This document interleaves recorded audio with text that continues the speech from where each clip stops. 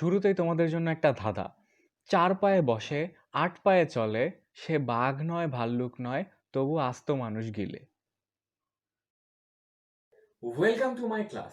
আজকে আমরা জীববিজ্ঞান দ্বিতীয় পত্রের প্রথম অধ্যায়, যার নাম হচ্ছে প্রাণীর বিভিন্নতা এবং শ্রেণীবিন্যাস, এই চ্যাপ্টারটা নিয়ে আলোচনা করব। তো চ্যাপ্টার শুরুর আগে আমাদের জানা দরকার যে এই চ্যাপ্টার থেকে আমরা কি কি শিখবো বা আমাদের আলোচ্য বিষয়গুলো কি কি। এই চ্যাপ্টার থেকে আমরা প্রাণী বৈচিত্র্য, ভ্রূণস্তর, প্রতিসাম্যতা, খণ্ডকায়ন, ফিলোম, নামকরণ, শ্রেণীকরণ, পর্বসমূহ, প্রধান পর্বসমূহ এবং উপপর্ব এবং অধিশ্রেণী, এই পর্বের আন্ডারে যে উপপর্ব এবং অধিশ্রেণী আছে এগুলো নিয়ে আলোচনা করব। এই সবগুলোর মধ্যে প্রতিসাম্যতা, সিলোম এবং প্রধান যে পর্বসমূহ আছে এগুলো থেকে সব থেকে বেশি কোশ্চেন আমরা পরীক্ষায় পেয়ে থাকি। ভিন্ন প্রাণীর মধ্যে যে ভিন্নতা বা প্রাণীর যে বৈচিত্র্য, এটা হচ্ছে তিন ধরনের। এক হচ্ছে জিনগত বৈচিত্র্য, প্রজাতিগত বৈচিত্র্য এবং বাস্তু সংস্থানগত বৈচিত্র্য বা বাস্তুতান্ত্রিক বৈচিত্র্য।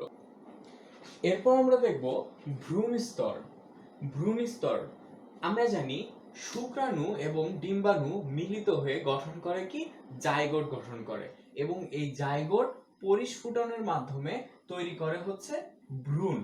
ভ্রূণ কিছু কিছু প্রাণীর ভ্রূণ স্তর দুই স্তর বিশিষ্ট, যাদেরকে বলা হয় ডিপ্লোব্লাস্টিক। দুই স্তর বিশিষ্ট ভ্রূণ যাদের থাকে তাদেরকে বলা হয় ডিপ্লোব্লাস্টিক, এবং তিন স্তর বিশিষ্ট ভ্রূণ যাদের থাকে তাদেরকে বলা হয় ট্রিপ্লোব্লাস্টিক। এখন এই ডিপ্লোব্লাস্টিক যারা থাকে তারা দুইটা স্তরে সাজানো থাকে। একটা হচ্ছে এন্ডোডার্ম আর একটা হচ্ছে একটোডার্ম আর একটা হচ্ছে এন্ডোডার্ম। এই একটোডার্ম এবং এন্ডোডার্মের মাঝে একটা পর্দা থাকে যার নাম হচ্ছে মেসোগ্লিয়া। কিন্তু ট্রিপ্লোব্লাস্টিক, আমরা এখানে দুইটা স্তর দেখলাম, এই দুইটা হচ্ছে স্তর। ট্রিপ্লোব্লাস্টিক যে স্তরটা থাকে এর মধ্যে তিনটা স্তর, একটোডার্ম, মেসোডার্ম এবং এন্ডোডার্ম থাকে। তার মানে এক্সট্রা এখানে কি থাকে, মেসোডার্ম থাকে, যেটা ডিপ্লোব্লাস্টিকে থাকে না। ট্রিপ্লোব্লাস্টিকে এই মেসোডার্মটা এক্সট্রা থাকে। এরপর আমরা দেখব প্রতিসাম্যতা। প্রতিসম প্রাণী বলতে আমরা কি বুঝি? প্রতিসম প্রাণী হচ্ছে তারা যাদেরকে তাদের অক্ষ এবং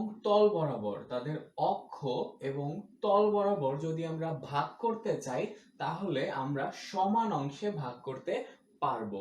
এই সমান অংশে যদি ভাগ করা যায় তাহলে তাদের বলে প্রতিসম প্রাণী।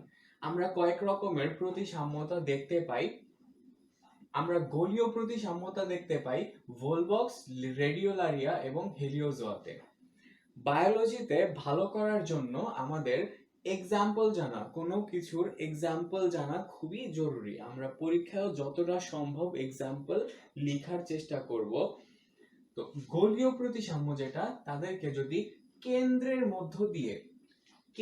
মধ্য দিয়ে কোনো প্রাণীকে যদি সমান অংশে ভাগ করা যায় তাহলে সেটা হচ্ছে গোলীয় প্রতিসাম্য। আমাদের প্রত্যেকটা সংজ্ঞার মধ্যে কিছু কি ওয়ার্ড আছে, যেমন গোলীয় প্রতিসাম্যের ক্ষেত্রে কেন্দ্রের মধ্য দিয়ে, অরীয় প্রতিসাম্যের ক্ষেত্রে কেন্দ্রীয় লম্ব অক্ষ বরাবর, দ্বিঅরীয় প্রতিসাম্যের ক্ষেত্রে অনুদৈর্ঘ্য অক্ষ বরাবর, দ্বিপার্শ্বীয় প্রতিসাম্যের ক্ষেত্রে কেন্দ্রীয় অক্ষ বরাবর, এবং অপ্রতিসম্যত ভাগ করা যায় না। তো গোলীয় প্রতিসাম্য উদাহরণগুলো কি কি? ভোলবক্স, রেডিওলারিয়া এবং হেলিওজোয়া। কোনো কিছু যদি আমাদের এখানে না জানার থাকে, শুধুমাত্র এক্সাম্পল অবশ্যই শিখতে হবে। অরীয় প্রতিসাম্য হচ্ছে যাদেরকে কেন্দ্রীয় লম্ব অক্ষ বরাবর সমান অংশে ভাগ করা যায়। এদের এক্সাম্পল হচ্ছে হাইড্রা, জেলিফিশ এবং সি অ্যামিনন। এই এক্সাম্পল গুলো রেগুলার পরীক্ষায় আসে। দ্বিঅরীয় প্রতিসাম্য হচ্ছে তারা যাদেরকে তাদের অনুদৈর্ঘ্য অক্ষ বরাবর সমান অংশে ভাগ করা যায়। এর এক্সাম্পল হচ্ছে টিনোফোরা, সিওপ্লানা। দেখো দুই ক্ষেত্রে সি আছে, মনে রাখার কিছু টেকনিকের জন্য আমরা এটা ব্যবহার করতে পারি যে এর উদাহরণের মধ্যে সি আছে, মানে বইয়ে আমাদের যে এক্সাম্পল আছে এর উদাহরণগুলোর মধ্যে সি আছে। ওকে, তো আমরা দ্বিঅরীয় প্রতিসাম্য দেখি। দ্বিঅরীয় প্রতিসাম্য হচ্ছে আমরা মানুষ যারা আমাদের দ্বিঅরীয় প্রতিসাম্য করা যাবে। কেন্দ্রীয় অক্ষ বরাবর যদি ভাগ করা হয়, কেন্দ্রীয় অক্ষ বরাবর ভাগ করলে আমাদের সমান অংশে ভাগ করা যাবে। এর আরো কিছু এক্সাম্পল আছে, প্রজাপতি, ব্যাঙ এবং মানুষ। অপ্রতিসাম্য, অপ্রতিসাম্য হচ্ছে তারা যাদেরকে সমান অংশে ভাগ করা যায় না, যেমন স্পঞ্জ, শামুক, এদেরকে যদি আমরা ভাগ করি সমান অংশে ভাগ করতে পারবো না। এরপর আমরা দেখব খণ্ডকায়ন। খণ্ডকায়ন কি? খণ্ডকায়ন হচ্ছে একই ধরনের খণ্ডকের ক্রমিক পুনরাবৃত্তি। একই ধরনের খণ্ডকের ক্রমিক পুনরাবৃত্তি এর মানে কি? আমরা যদি একটা কেচড় দেহ দেখি, কেচড় দেহ যদি এমন হয়, ধরো যে এটা যদি একটা কেচড় দেহ হয়ে থাকে, এগুলোর মধ্যে প্রত্যেকটা আলাদা আলাদা খণ্ড, একই ধরনের খণ্ড বারবার পুনরাবৃত্তির মাধ্যমে একটা কেচড় দেহ গঠন হয়। ও কেচড় এই দেহ গঠন হচ্ছে প্রকৃত খণ্ডকায়নের একটা এক্সাম্পল। আবার আমরা যদি মানুষের স্পাইনাল কর্ডও তোমার হচ্ছে ক্রমিক পুনরাবৃত্তির মাধ্যমে গঠিত হয়, মানুষের স্পাইনাল কর্ড, এটা আবার অপকৃত খণ্ডকায়নের এক্সাম্পল। অপকৃত খণ্ডকায়নে কি হয়? এখানে বাহ্যিক বা অভ্যন্তরীণ খণ্ডকায়ন হয়, এখানে বাহ্যিক কিংবা অভ্যন্তরীণ খণ্ডকায়ন হয়, এবং প্রকৃত খণ্ডকায়নের বেলায় বাহ্যিক এবং অভ্যন্তরীণ খণ্ডকায়ন হয়। এরপর আমরা দেখব সিলোম। সিলোম হচ্ছে এমন কোন দেহ গহ্বর যেটা কিনা মেসোডার্ম থেকে উদ্ভূত হয় বা মেসোডার্ম থেকে সৃষ্টি হয়।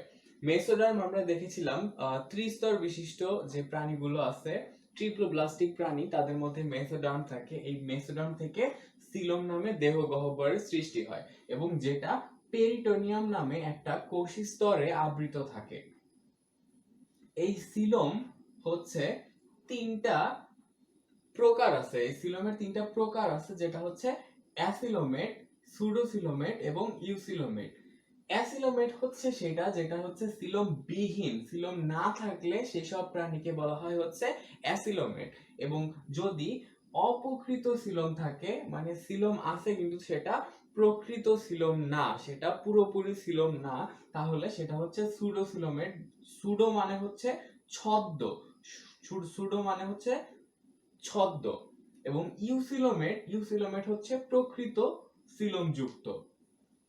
তো আমাদের এক্সাম্পল গুলো অবভিয়াসলি জানতে হবে। এক্সাম্পল যদি আমরা দেখি, অ্যাসিলোমেটের এক্সাম্পল হচ্ছে পরিফেরা, প্লাটিহেলমিনথেস, নিডারিয়া এবং টিনোফোরা। আমরা যদি খেয়াল করি দুইটা পি এবং দুইটা সি আছে, আমরা যদি এমসিকিউ তে যদি আমাদের জন্য কোশ্চেন আসে, তাহলে আমরা এই কিছু ক্লু দেখে বলে দিতে পারবো কোনটা অ্যাসিলোমেট, কোনটা সুডোসিলোমেট, কোনটা ইউসিলোমেট। সুডোসিলোমেটের এক্সাম্পল যদি আমরা দেখি, এটা হচ্ছে নেমাটোডা, রোটিফেরা, কিনোরিনচা, লোয়া। ইউসিলোমেট হচ্ছে সব উন্নত পর্ব, আমরা পর্বগুলা যখন দেখব তখন দেখব উন্নত পর্ব কারা, এই উন্নত পর্বের সব প্রাণীরা হচ্ছে ইউসিলোমেট। আমরা জানি প্রাণী জগৎকে কিছু ক্যাটাগরিতে ভাগ করা হয়েছে, এগুলো হচ্ছে kingdom, phylum, class, order, family, genus, species. তো আমরা যখন একটা প্রাণীকে নামকরণ করব, নামকরণের সময় একটা জেনাস বা গণনাম সামনে এবং তারপর প্রজাতি বা স্পেসিস নাম লিখে আমরা নামকরণ করে থাকি। এই নামকরণে এই দুইটা পদ দিয়ে যে নামকরণ, এই দ্বিপদ নামকরণ এই দ্বিপদ নামকরণ প্রবর্তন করেছিলেন হচ্ছে ক্যারোলাস লিনিয়াস নামে একজন বিজ্ঞানী। এবং পরবর্তীতে দ্বিপদ নামকরণের পরবর্তীতে ত্রিপদ নামকরণ এইটা প্রবর্তন করেন হচ্ছে স্লেগেল, বিজ্ঞানী স্লেগেল। তিনি ছিলেন একজন পাখি বিজ্ঞানী স্লেগেল ত্রিপদ নামকরণ প্রবর্তন করেন, এবং ক্যারোলাস লিনিয়াস তিনি হচ্ছেন দ্বিপদ নামকরণ প্রবর্তন করেন। এরপর আমরা যদি শ্রেণীকরণ করি কিংবা একে পর্বে ভাগ করতে চাই, প্রাণী জগৎকে বিভিন্ন পর্বে ভাগ করতে চাই, তাহলে শ্রেণীকরণের ক্ষেত্রে দুইটা ভাগ করা হয়েছে, ফার্স্টে মেজর ফাইলা এবং মাইনর ফাইলা। মেজর ফাইলা বা মুখ্য পর্ব এবং মাইনর ফাইলা বা গৌণ পর্ব। মেজর ফাইলা বা মুখ্য পর্ব, মাইনর ফাইলা বা গৌণ পর্ব। মোট পর্ব আছে 33টা। মোট 33টা পর্বের মধ্যে মেজর ফাইলা বা মুখ্য পর্বের মধ্যে 9টা পর্ব দেওয়া হয়েছে এবং মাইনর ফাইলা বা গৌণ পর্বের মধ্যে 24টা পর্ব দেওয়া হয়েছে।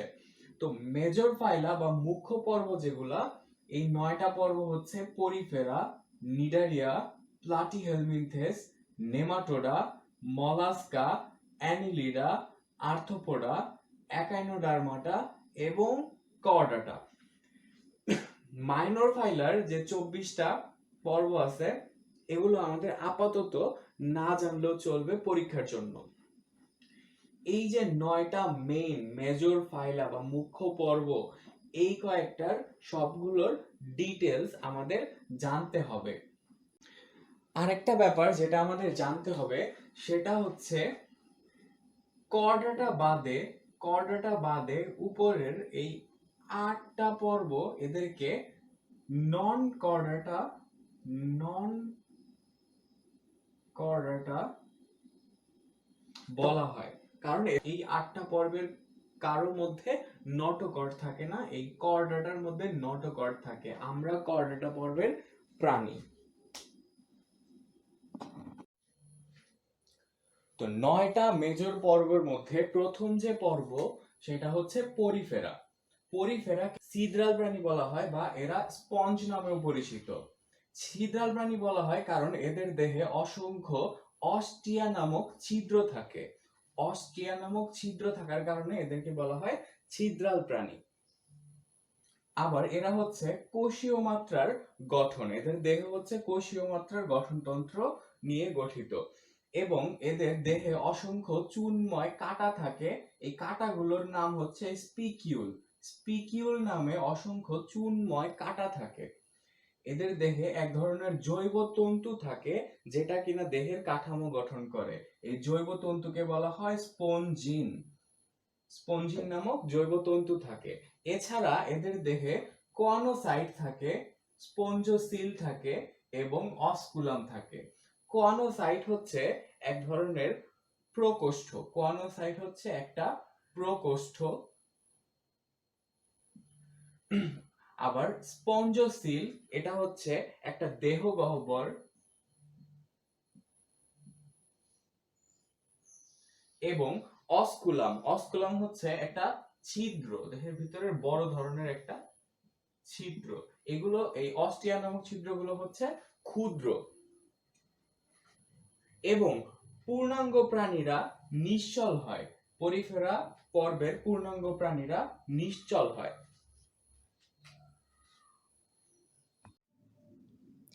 পরিফেরার পরে দ্বিতীয় যে পর্ব আমরা দেখব সেটা হচ্ছে নিডারিয়া পর্ব। নিডারিয়া পর্বের প্রাণীরা অরীয় প্রতিসম হয়। অরীয় প্রতিসম আমরা যখন পড়েছিলাম, অরীয় প্রতিসম মানে কি, এদের দেহকে কেন্দ্রীয় লম্ব অক্ষ বরাবর সমান দুই ভাগে সমান অংশে ভাগ করা যায়। তো অরীয় প্রতিসমের আমরা এক্সাম্পল কি দেখেছিলাম? Hydra, jellyfish, sea anemone. তো হাইড্রা, জেলিফিশ, সিয়ামিনন এসব প্রাণীরা হচ্ছে নিডারিয়া পর্বের প্রাণী এবং এরা অরীয় প্রতিসম। এদের মধ্যে এদের দেহ গঠন হয় কোষ টিস্যু মাত্রার গঠনতন্ত্র মেনে। কোষ টিস্যু মাত্রার গঠনতন্ত্র দেখা যায় এদের দেহ গঠনের ক্ষেত্রে। এদের অধিকাংশ হচ্ছে নিশ্চল এবং মুক্ত সাঁতারু। জেলিফিশ হচ্ছে এই পর্বের একমাত্র মুক্ত সাঁতারু প্রাণী। এদেরকে সমুদ্রের রেইন ফরেস্ট বলা হয় কারণ এরা প্রবাল ও প্রবাল প্রাচীর গঠনকারী প্রাণী।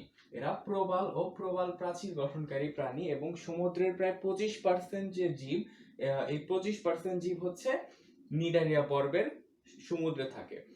তো একে বলা হয় সমুদ্রের রেইন ফরেস্ট।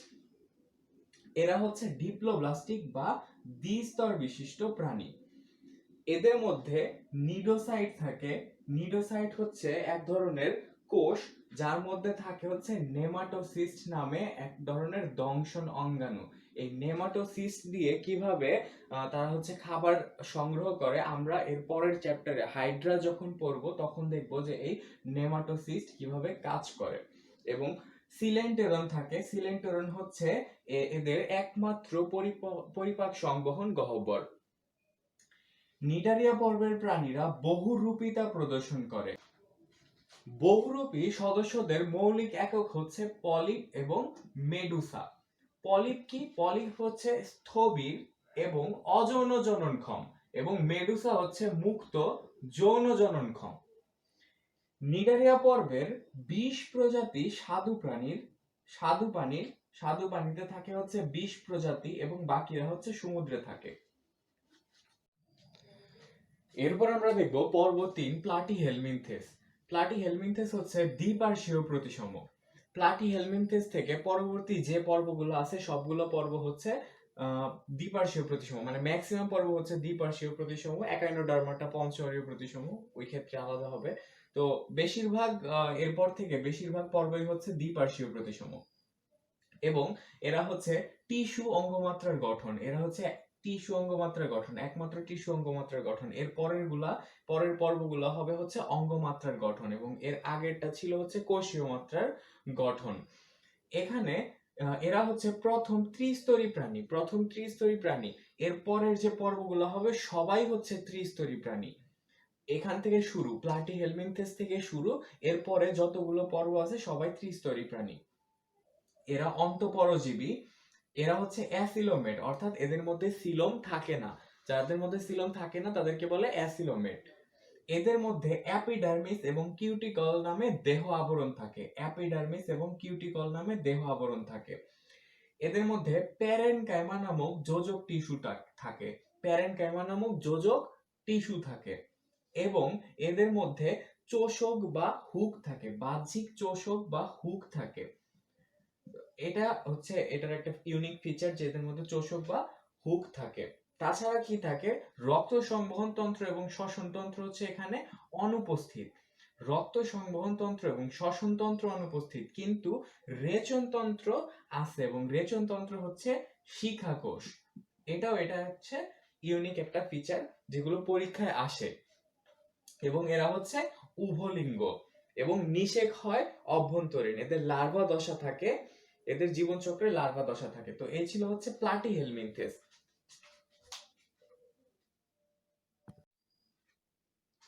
এরপর আমরা দেখব পর্ব 4 নেমাটোডা বা গোলকৃমি। আগেটা ছিল প্লাটিহেলমিনথেস বা চ্যাপ্টা কৃমি। তো নেমাটোডা হচ্ছে গোলকৃমি। এরাও বরাবরের মতো দ্বিপার্শ্বীয় প্রতিসম। আগেই বলছি যে প্লাটিহেলমিনথেস থেকে বাকি পরের সবগুলো হচ্ছে দ্বিপার্শ্বীয় প্রতিসম, এবং এরা হচ্ছে অঙ্গতন্ত্র গঠন মাত্রার প্রাণী। এরা হচ্ছে প্রথম অঙ্গতন্ত্র গঠন মাত্রার প্রাণী, এবং এর পরের গুলো হচ্ছে অঙ্গতন্ত্র গঠন মাত্রার প্রাণী। এবং এরা অধিকাংশই হচ্ছে পরজীবী। এরা হচ্ছে সুডোসিলোমেট। প্লাটিহেলমিনথেস ছিল অ্যাসিলোমেট, এবং এটা হচ্ছে সুডোসিলোমেট।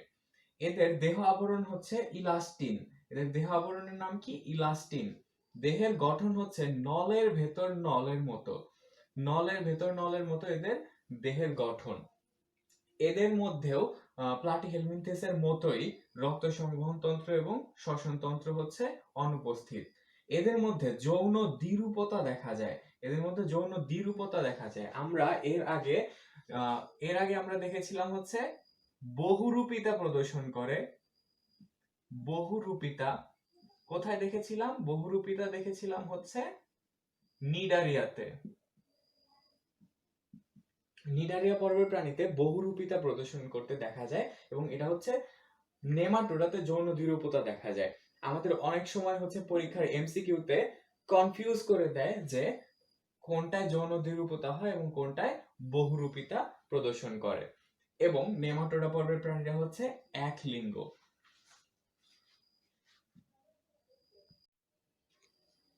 এরপর আমরা দেখব পর্ব 5 মলাস্কা বা কম্বোজ প্রাণী। এরা হচ্ছে সংখ্যাগত দিক থেকে দ্বিতীয় বৃহত্তম পর্ব। প্রথম বৃহত্তম পর্ব হচ্ছে আর্থ্রোপোডা, এরা হচ্ছে দ্বিতীয় বৃহত্তম পর্ব। এরা হচ্ছে সিলোমেট, তার মানে এদের মধ্যে সিলোম থাকে।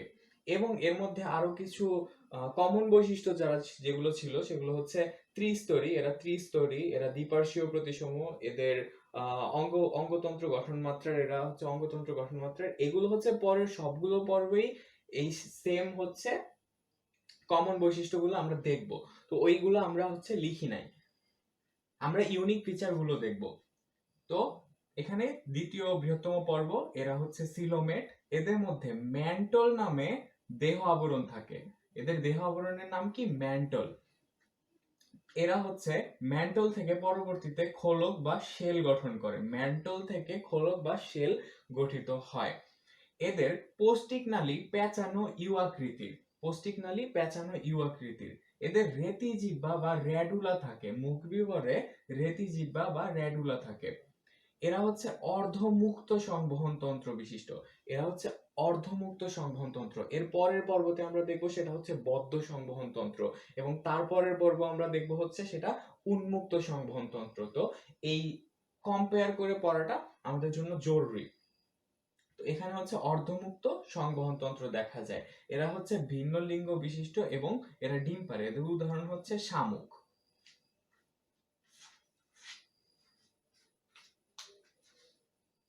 এরপর আমরা দেখব পর্ব 6, অ্যানিলিডা বা অঙ্গুরিমাল। আমরা কিন্তু দেখতেছি আস্তে আস্তে আমাদের পয়েন্টগুলো কমে যাচ্ছে। কেন কমে যাচ্ছে? কারণ হচ্ছে আমরা কমন বৈশিষ্ট্যগুলো বাদ দিয়ে দিতেছি। কমন বৈশিষ্ট্যগুলোর মধ্যে এখানেও কিন্তু এরা অঙ্গতন্ত্র গঠন মাত্রার, এরাও দ্বিপার্শ্বীয় প্রতিসম, এরা ত্রিস্তর বিশিষ্ট, এবং এরা সিলোমেট। আমরা গত পর্বে মলাস্কাকে দেখেছি সিলোমেট, তো মলাস্কার পর থেকে সবাই হচ্ছে সিলোমেট। এটাও কিন্তু এখন কমন বৈশিষ্ট্য হয়ে গেছে, তবু লিখছি। বাকি যেগুলো আছে এগুলো হচ্ছে ইউনিক ফিচার। এখানে অ্যাপিথেলিয়াম নামে দেহ আবরণ থাকে। অ্যাপিথেলিয়াম নামে দেহ আবরণ থাকে। সিটি বা প্যারাপোডিয়া নামে এদের চলনাঙ্গ থাকে। এদের চলনাঙ্গের নাম হচ্ছে সিটি বা প্যারাপোডিয়া। নেফ্রিডিয়া থাকে, যেটা হচ্ছে তাদের রেচনাঙ্গ। নেফ্রিডিয়া তাদের রেচনাঙ্গ। এবং রক্ত সংবহন তন্ত্র হচ্ছে বদ্ধ। রক্ত সংবহন তন্ত্র কি? বদ্ধ। এর আগে আমরা দেখেছিলাম হচ্ছে মলাস্কাতে রক্ত সংবহন তন্ত্র কি ছিল? অর্ধমুক্ত সংবহন তন্ত্র ছিল। এখানে হচ্ছে বদ্ধ সংবহন তন্ত্র, এবং এর পরেরটাই হচ্ছে উন্মুক্ত সংবহন তন্ত্র আমরা দেখব। এর উদাহরণ হচ্ছে কেঁচো, জোক, এরা হচ্ছে অ্যানিলিডা বা অঙ্গুরিমাল।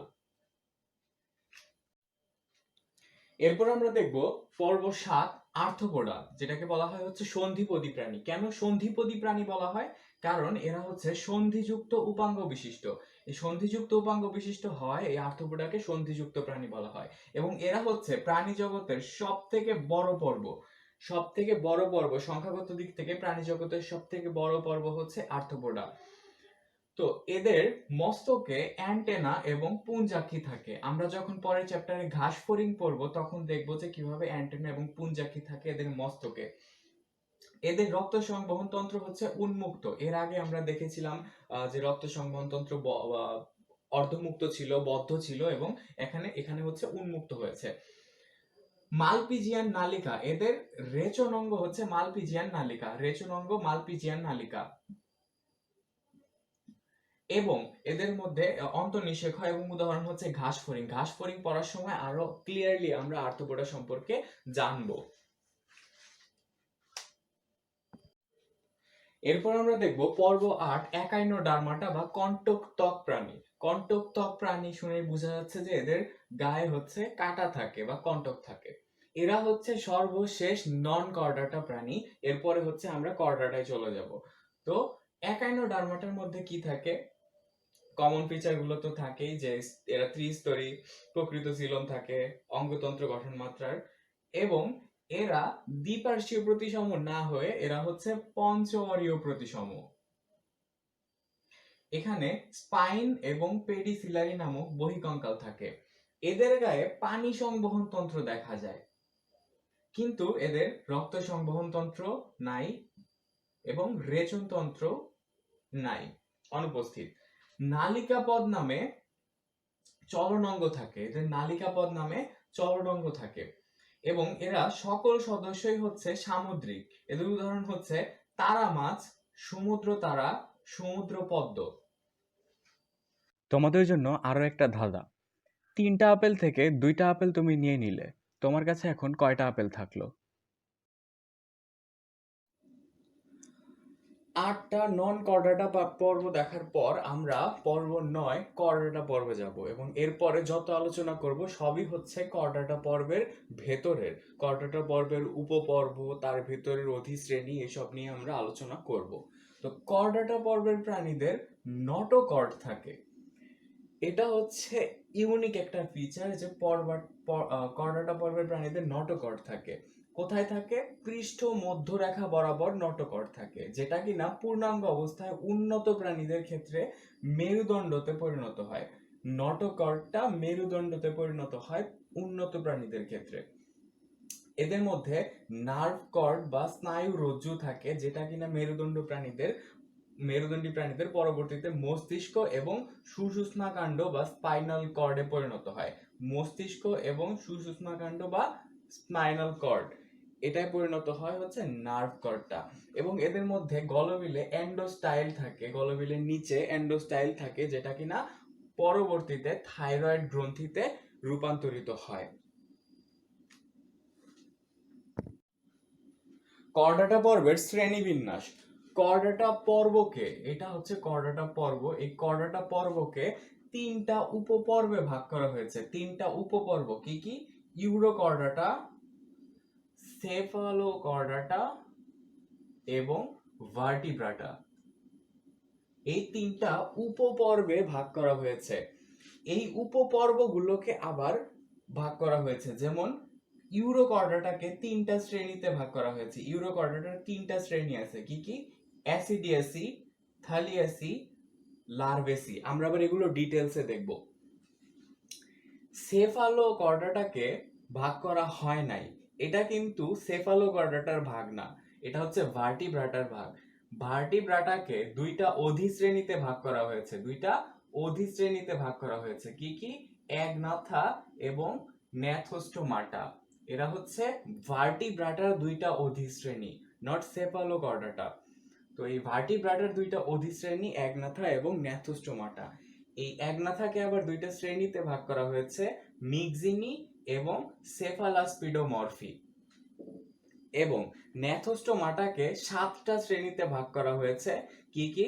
কন্ড্রিকথিস, অ্যাক্টিনোপটেরেজি, সার্কোপটেরেজি, অ্যামফিবিয়া, রেপটিলিয়া, অ্যাভিস এবং মাম্মালিয়া।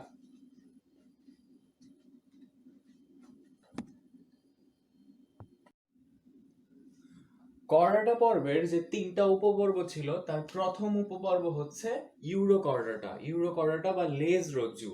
লেজ রজ্জু কেন বলে? কারণ এদের লেজে, লার্ভা অবস্থায় এদের লেজের মধ্যে নোটোকর্ড থাকে, পরবর্তীতে সেটা বিলুপ্ত হয়ে যায়। এদেরকে সাগর ফোয়ারা বা সি স্কোয়ার্ট নামেও ডাকা হয়।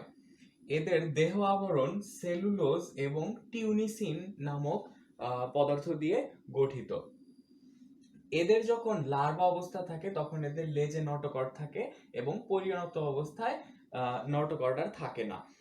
এই ইউরোকর্ডাটা উপপর্বের 3টা শ্রেণী ছিল। 3টা শ্রেণী ছিল, অ্যাসিডিয়াসি, থেলিয়াসি এবং লার্ভেসি। শ্রেণী 1 অ্যাসিডিয়াসি, এটাতে আমরা দেখবো যে হচ্ছে দেহ হচ্ছে নলাকার, আবরণ পুরু, অর্ধস্বচ্ছ এবং স্থায়ী। আমাদের এখানে কি করতে হবে? এই 3টা শ্রেণীকে তুলনা করে পড়তে হবে।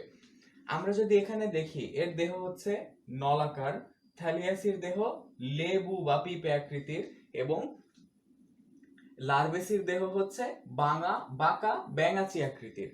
আবার এদিকে আবরণ, এরা হচ্ছে পুরু, এরা হচ্ছে পাতলা। আবার এ যদি অর্ধস্বচ্ছ, এ হচ্ছে স্বচ্ছ, এরা বোধ স্থায়ী। এবং লার্ভেসি স্বচ্ছ এবং স্থায়ী না, এটা হচ্ছে সাময়িক। তার মানে কি, আমরা যদি তুলনা করে পড়ি দেখা যাবে যে আমাদের মনে থাকবে খুব ইজিলি। আবার অ্যাসিডিয়াসিতে লেজ থাকে না। আবার শ্রেণী 2 থেলিয়াসিতে লেজ থাকে না, কিন্তু লার্ভেসিতে লেজ থাকে। এরপর আমরা দেখব কর্ডাটার উপপর্ব 2 সেফালোকর্ডাটা। সেফালোকর্ডাটা বা মাথা রজ্জু, এদের মাথার মধ্যে কর্ডাটা বা মাথার মধ্যে নটোকর্ড থাকে। এদেরকে ভল্লাকার প্রাণী বলা হয়। কেন এদেরকে ভল্লাকার প্রাণী বলা হয়? কারণ এরা দেখতে অনেকটা ভল্লাকার মতো। এদের মাথার দিকটা সরু হয়ে ভল্লাকার প্রাণীর মতো হয়ে থাকে, তাই এদেরকে বলা হয় ভল্লাকার প্রাণী। এবং এদের মধ্যে ওরাল হুড থাকে, এবং ওরাল হুডের মধ্যে ওরাল সিরি থাকে। 33 প্রজাতির সেফালোকর্ডাটা এ পর্যন্ত পাওয়া গেছে। এরপর আমরা দেখব কর্ডাটা পর্বের উপপর্ব 3, ভার্টিব্রাটা বা মেরুদণ্ড। এই ক্ষেত্রে কি হয়, নটোকর্ড যে থাকে এই নটোকর্ডটা মেরুদণ্ডে পরিণত হয়। তো এখানে একটা লাইন আছে যে সব মেরুদণ্ডী প্রাণী হচ্ছে কর্ডেট, সব মেরুদণ্ডী প্রাণী কর্ডেট, কিন্তু সব কর্ডেট মেরুদণ্ডী নয়। কেন? কারণ আমরা দেখি মেরুদণ্ডী বা ভার্টিব্রাটা কর্ডাটার হচ্ছে একটা উপপর্ব, এটা ছাড়াও কিন্তু আরো 2টা উপপর্ব ছিল, তারাও কিন্তু কর্ডেট, কিন্তু তারা কিন্তু মেরুদণ্ডী না, মেরুদণ্ডী শুধুমাত্র ভার্টিব্রাটা। তার মানে কি হলো, সব মেরুদণ্ডী প্রাণী মানে ভার্টিব্রাটার ভেতরে যত প্রাণী আছে সবাই কর্ডেট, তারা কর্ডাটার ভেতরেই। কিন্তু সব কর্ডেট, যেমন এর আগে যে আমরা পড়লাম ইউরোকর্ডাটা, তারপরে সেফালোকর্ডাটা, তারা কিন্তু মেরুদণ্ডী না। আমরা কি দেখেছিলাম, এই ভার্টিব্রাটার মধ্যে 2টা অধিশ্রেণী আছে। এই 2টা অধিশ্রেণীর 1 নাম্বার যে অধিশ্রেণী সেটা হচ্ছে একনাথা বা ব্যতীত চোয়াল। একনাথার মধ্যে 2টা শ্রেণী আছে, একনাথার মধ্যে মিক্সিনি এবং সেফালাস্পিডোমরফি। এখন মিক্সিনি যে প্রাণীগুলো আছে এরা হচ্ছে আঁশবিহীন, অপরদিকে সেফালোস্পিডোমরফি এরাও আঁশবিহীন। মিক্সিনি এদের পৃষ্ঠীয় পাখনা বিহীন, এরা হচ্ছে পৃষ্ঠীয় পাখনা বিহীন, কিন্তু সেফালোস্পিডোমরফি এরা পৃষ্ঠীয় পাখনা যুক্ত। আবার এখানে মিক্সিনির মধ্যে 5 থেকে 15 জোড়া ফুলকারন্ধ্র থাকে, অপরদিকে সেফালোস্পিডোমরফিতে 7 জোড়া ফুলকারন্ধ্র থাকে। মিক্সিনি 76 প্রজাতির মিক্সিনি প্রাণী পাওয়া যায় এবং 43 প্রজাতির সেফালোস্পিডোমরফি পাওয়া যায়। মিক্সিনিকে হ্যাগফিশও বলা হয়, এরা হ্যাগফিশ নামেও পরিচিত, অপরদিকে সেফালোস্পিডোমরফি ল্যাম্প্রে নামে পরিচিত। ভার্টিব্রাটা উপপর্বে যে 2টা অধিশ্রেণী ছিল তার দ্বিতীয় অধিশ্রেণী হচ্ছে ন্যাথোস্টোমাটা। ন্যাথোস্টোমাটার মধ্যে শ্রেণী আছে 7টা। তো আমরা ফার্স্টে হচ্ছে এই 3টা শ্রেণী তুলনা করে দেখব। আমাদের কি দরকার, আমাদের হচ্ছে কিওয়ার্ড গুলো দরকার, যাতে আমরা মনে রাখতে পারি কোনটা কি। তো দেখো আমরা হচ্ছে সবগুলোর কিওয়ার্ড গুলো শিখব। এখানে ফার্স্টে বলা হয়েছে কন্ড্রিকথিস বা তরুণাস্থিমাস, এর ফার্স্টে বলা হয়েছে প্ল্যাকয়েড মানে আমরা কি বুঝতেছি, এখানে এর যে আইসকে বলা হয় প্ল্যাকয়েড নামক আইস থাকে। কন্ড্রিকথিসের মধ্যে প্ল্যাকয়েড নামক আইস থাকে। অ্যাক্টিনোপটেরিজির মধ্যে সাইক্লয়েড বা টিনয়েড নামে আইস থাকে এবং সার্কোপটেরিজির মধ্যে গ্যানয়েড নামের আইস থাকে। আবার কন্ড্রিকথিসের মধ্যে এটা হচ্ছে তরুণাস্থিময়, আবার অ্যাক্টিনোপটেরিজি অস্থিময়, সার্কোপটেরিজিও অস্থিময়। অ্যাক্টিনোপটেরিজি এবং সার্কোপটেরিজির মধ্যে কিছু মিল আছে। আবার কন্ড্রিকথিস হচ্ছে 5 থেকে 7 জোড়া ফুলকারন্ধ্র থাকে। এই ক্ষেত্রে আবার অ্যাক্টিনোপটেরিজির মধ্যে 1 জোড়া, সার্কোপটেরিজির মধ্যেও 1 জোড়া করে ফুলকারন্ধ্র থাকে। কন্ড্রিকথিসের মধ্যে দেখো, কন্ড্রিকথিস হচ্ছে হেটারোসার্কাল, যার মানে কি এদের পুচ্ছ পাখনার যে 2টা অংশ, এই 2টা অংশ হচ্ছে অসমান, তার মানে হচ্ছে এটা হেটারোসার্কাল। আবার অ্যাক্টিনোপটেরিজির ক্ষেত্রে এটা হচ্ছে হোমোসার্কাল, মানে হচ্ছে পুচ্ছ পাখনা 2টি সমান, এবং সার্কোপটেরিজির ক্ষেত্রে এই পুচ্ছ পাখনা হচ্ছে ডাইফিসার্কাল। এরপর আমরা দেখব শ্রেণী 4 অ্যামফিবিয়া বা উভচর প্রাণী এবং শ্রেণী 5 রেপটিলিয়া বা সরীসৃপ প্রাণী। এরাও চতুষ্পদী।